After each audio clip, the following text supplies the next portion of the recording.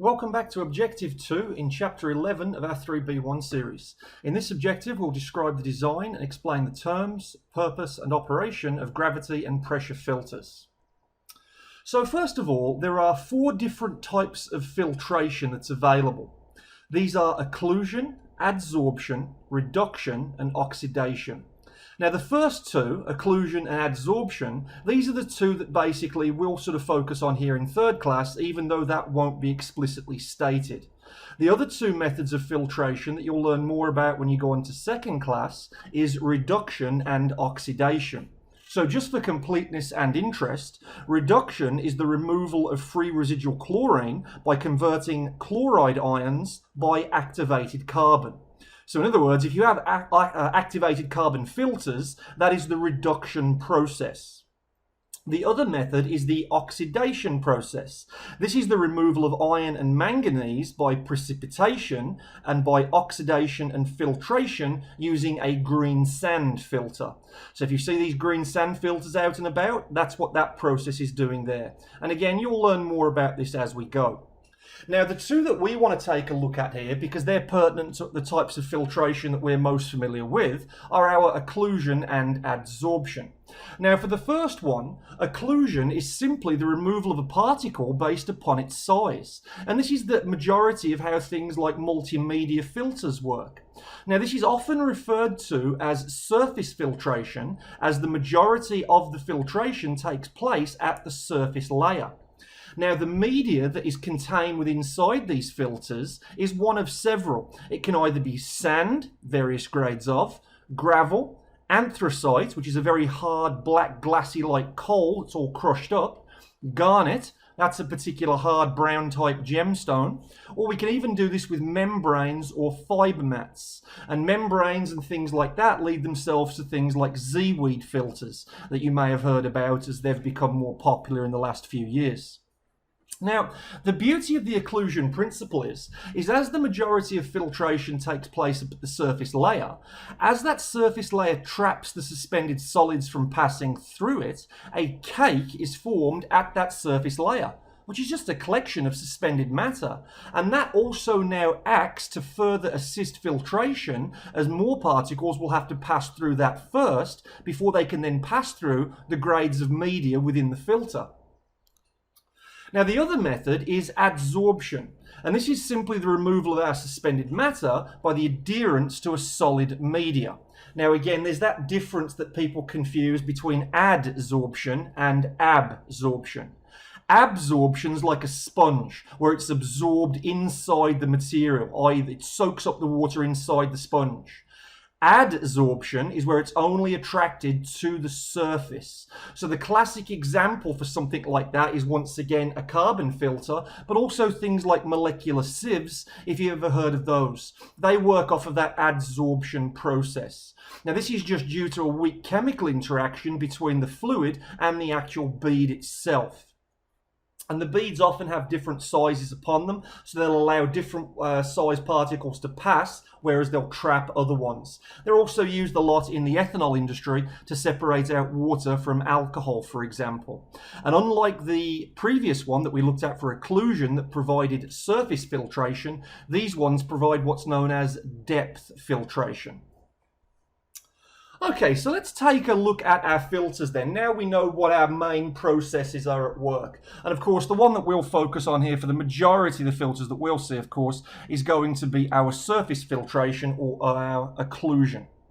So first of all, a filter is simply a bed of porous material, which simply means whatever we're using, sand, gravel, anthracite, garnet, etc., water is able to pass through it. But as it passes through it, the idea is the particles will get left behind. The water passes through our media by one of two ways, either gravity, as in gravity filters, or pressure, as in pressure filters. And in that way, there'll be a pump forcing the water through the filter itself. Now, as the water works its way down through the bed, our suspended matter is going to be removed and trapped or adhered to our media inside of our filter. And it will then have the process of clarifying, i.e. filtering, our water. However, over time, if we're using the occlusion principle, for example, that cake layer on top of the filter is going to get larger and larger. And so the bed has now become fouled, and our delta P, i.e. the pressure differential between the inlet and the outlet of our filter across it, now becomes too high. Now the filter is no longer removing the suspended matter efficiently, so therefore we have to backwash it. And the backwash of a filter is very similar to the backwash of a softener. Okay, so here's the basic principle at work for an occlusion filter. And I also want to address a typical misunderstood point regarding filters. So in this example here, we have a sand filter, and it contains 3 different grades of sand. There's fine sand, medium sand, and coarse sand, all of different sizes. Now, in the diagram on the right-hand side, you can see that they show 3 distinct layers of fine, medium, and coarse. Is that the way the layers are arranged when the filter is working normally? What do you think? Yes or no? Well, if you think yes, that would be the intuitive answer because that's how all diagrams show it. But the actual answer is no.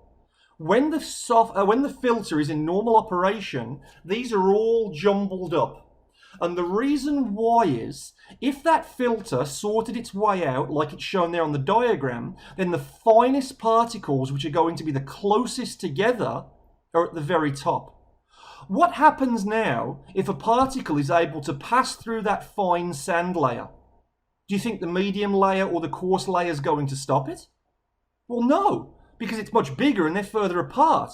So in other words, the medium sand and the coarse sand layers, they're doing absolutely nothing. So what's the point in having them? So this is why, after we've done a backwash, these are all jumbled up, these layers, and now we get good filtration throughout all 3 media. The coarse and the medium sand stop the big particles, and the fine sand will stop the small particles. So please be aware of that with the diagrams that you look at. Okay, so we don't just have to use sand. We can have other media as mentioned previously, and garnet and anthracite are 2 very commonly used ones. Now you can get single media filters or you can get multimedia filters. A multimedia filter literally has different filtering media, i.e. it could be sand, garnet and anthracite, or it could simply be a single media filter, which could just be a sand filter. It depends upon what the application is being used for. Okay, so let's take a look at our gravity filter here, which is obviously filtering our water through our filtering media just by gravity. Now, in terms of our diagram here on figure 2, we can see here that we've got a layer of sand and a layer of gravel. Now, why are they showing these layers like this if that's not how they really are? Because if they showed them all jumbled up, you couldn't distinguish between sand and gravel. So it's purely for illustration purposes that these are indicated this way. And it's also, during the first stage of the backwash, the bed goes through something called classification, where it actually does separate into those layers. So that's how the diagrams tend to always show it.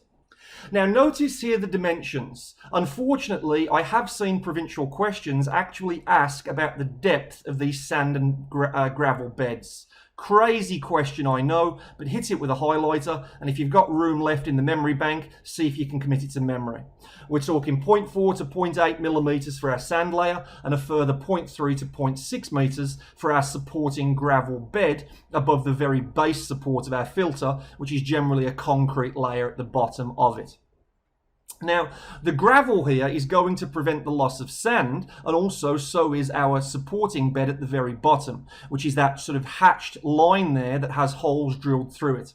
Now you can see the arrangements with regard to the piping on this, in that our inlet water is coming in at the top, and if we were backwashing it, we'd come in at the bottom, completely reverse the flow, go up through the bottom of the bed, up and out and down through that top connection, where it goes out to the backwash to waste, which is simply going down to drain. Now, with the idea of a gravity filter, the question comes in, how do you actually backwash it if there is no pump, because it's working off the principle of just simply gravity filtration? Well, the thing that uses it to do this is a siphon, a very simple yet somewhat quizzical tool that's used in physics. So a siphon is simply a pipe here that you can see connected to the top of the vessel that goes up and out. So as this vessel is becoming more and more plugged with cake, i.e. our solid matter, the level of the water in the backwash pipe starts rising. Once that level rises up and over the top of the pipe, it's now going to start falling down to the waste outlet. Well, by the siphoning action, as soon as we go up and over that top bend there, it's going to backwash, i.e. flush that water out and pull all the new water back in. Now, as this occurs, the outlet pipe is going to drain in level until that level comes all the way around and back past the siphon breaker. And the siphon breaker is simply like an air breaker, because when the level in the vessel drops and gets below the siphon pipe, it introduces air into the siphon, and then the siphoning action is broken and the backwash stops. And this, of course, would happen intermittently based upon how much solid matter we are removing from our filter. Now, it's far more common in our industry to see pressure filters. So these are simply pressurized vessels that use high pressure pumps to force the water through them. So there's a photograph here of a typical high pressure filter skid here on the right hand side, and this consists of two filters, typically filter A, filter B, and they constitute your filter train. Now these of course are pressurized closed cylindrical vessels, and they generally lend themselves to multimedia, and commonly we're talking here sand, anthracite and gravel in layers. Now the layers are what's going to stop our suspended solids by that process of occlusion. And the same as before, once it becomes saturated with cake and there's too much suspended solids in there, we'd simply initiate a backwash. That backwash could either be initiated manually by the operator, or it could be initiated automatically by a control system. It just depends how they've been set up. So here's the inside of a typical pressure filter, and I took this diagram here, cutaway, from an old 4th class textbook. So you can see here we've got 3 different layers: fine and coarse sand, gravel at the bottom, and then the concrete support bed at the very bottom of that, holding up all of the layers. Now there's a reference to this of 35 to 55 kPa that makes mention of it on page 7 of your textbook. This is the typical rough and ready rule of thumb that when our differential pressure across our filter, which is simply the difference in pressure between the inlet and the outlet in kPa, when we get to this range, we'll initiate a backwash and then basically classify the bed, flush the suspended matter down the drain, then remix the bed back up, and away we go back into our filtering medium. Okay, so you've got another diagram cut away here shown on page 7 of your textbook on figure 4. Now this is an interesting diagram because it shows several grades of filtering media. It's not identifying what they are, but it doesn't particularly matter. But the interesting part is this rotary surface washer. And please note that in brackets it does say optional. In other words, not all pressure filters are going to have this. Moving parts, of course, the more things that move, the more chance there is of things to break. However, some of them do. And the way in which this thing works is that as the water enters into this, during basically the backwashing period, simply, then it's going to, as it rotates, it will evenly break up or loosen the material off the surface of the bed. And it's simply the pressure of the water entering into it, and as it exits through the nozzles, that causes it to rotate. It's a similar sort of principle to a reaction turbine.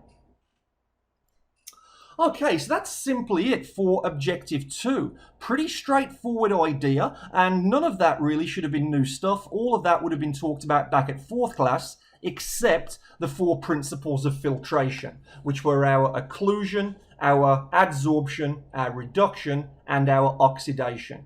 You'll get into a lot more styles of different filters and a lot more technical with regards to this when you move on and you do the water treatment chapters in 2A3 for those moving on to 2nd class.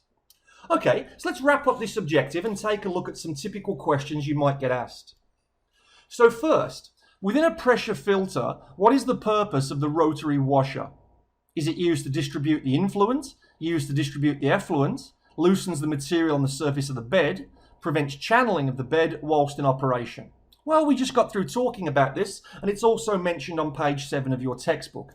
It loosens the material up on the bed surface during the backwash, basically, or I should say prior to the backwash. So basically, it's going to loosen up all that cake, i.e. suspended matter, that's now collected at that surface layer. Next one, very common question, this one. A pressure filter is backwashed when the differential pressure is approximately what? 30 to 50, 35 to 55, 40 to 60, or 45 to 65 kPa. This is also mentioned on page 7, and we just noted it a couple of slides ago, and this is of course 35 to 55 kPa. That should have been the same differential pressure you would have been instructed about back at 4th class. Next one. In a media filter, which of the following layers would settle to the bottom during a backwash? Is that the fine sand, the medium grade sand, the coarse gravel, or the garnet? Well, during the backwash, when the bed classifies, which basically means separates out into its layers, the heaviest particles are going to drop to the bottom. And this here is going to be our coarse gravel, because these are going to be the really big bits. Garnet is simply a very small crushed brown type gemstone. If you Google an image of it, you'll see what it is, and then compare that to the coarse gravel. It's a lot smaller garnet in terms of its consistency compared to coarse parts of aggregate or gravel. Next one. How is the siphoning action broken on a gravity filter during a backwash? Once all the water has been removed from the vessel, a siphon breaker, pump shuts off, or a valve sequence is changed. Well, the hint is in the question. How do you break the siphoning action? You use a siphon breaker, which is basically a pipe with a hole in it to admit air into it. And we also see siphon breakers on blowdown vessels. So i.e. that tank that goes from the boiler's IBD line before it goes down the drain, that also has a siphon breaker in it as well. Check out the diagram in B51. Next one. Which method of filtration is used in a multimedia pressure filter? Is that reduction, oxidation, occlusion, or adsorption?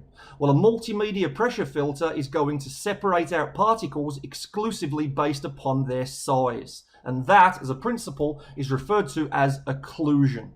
Adsorption was the one that adheres to the surface media. Yeah? Okay. So that's it for Objective 2. Pretty straightforward one there, but do take on board the filtration principles at play, because that's a little bit of a lead into 2nd class for those moving on. Okay, so give that a bit of a read and a review, and then once you're ready, come back and see me, and we'll get stuck into Objective 3, which is a little bit of a tough one, and we'll talk about cold lime soda softeners and all of the chemical reactions that are going on there and what it basically means. So, brace up for that one, and I'll see you back soon. Take care.